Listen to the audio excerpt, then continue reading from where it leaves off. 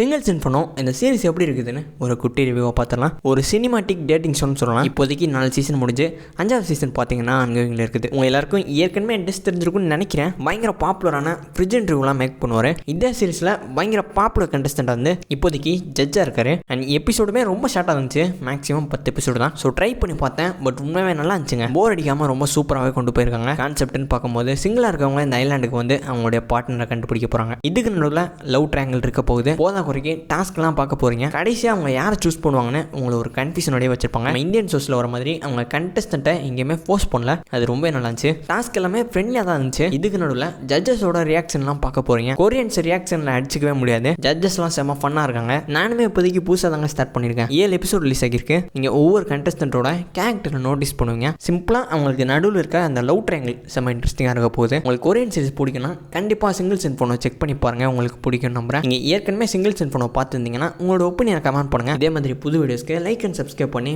Bell ஐக்கான ஆல்ல போட்டுருங்க.